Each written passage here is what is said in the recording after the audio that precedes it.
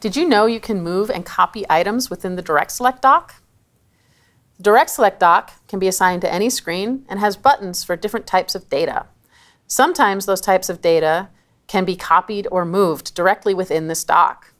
So I'm going to make this a full screen, and just so that we have lots of available space, I'm going to make 100 buttons of my groups, and we're going to move and copy some groups around. You can also do this for palettes.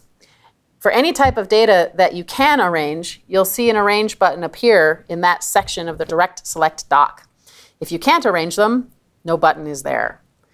Very simply, if I want to move some groups around, I hit Arrange.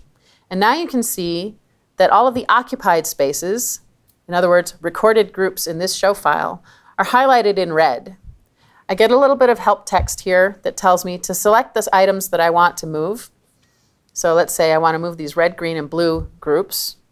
And then I can choose to copy or move those groups somewhere else within the Direct Select dock. So if I make a copy, for example, I just hit Copy.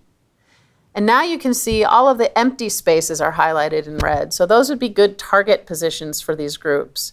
The occupied spaces are also highlighted, but in a darker red. That would probably be a not so good destination for my copy of these groups, because then I'm writing over groups that I've already made. So I'm just going to hit number 98 here, and now you can see red, green, and blue are still in their original position, and now also in this bottom position. At this point, I could say, oh, shoot, I meant to move those 3 groups to that new position and not just copy them. So I'll select them again and hit Move this time and give them that destination. Now you can see red, green, and blue have disappeared from their original position and only exist in those 3 spots where I tapped this time around.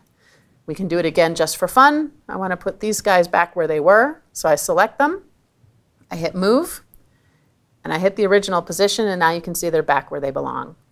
So I can do that for groups or for palettes, and you'll notice when I'm in Arrange mode now for the groups that these palettes aren't also in Arrange mode. And that's because it doesn't make sense to copy a group into a palette position or vice versa. So I can do each one of these sections separately as I need to move things around or copy them. And that's how you can work in the Direct Select dock.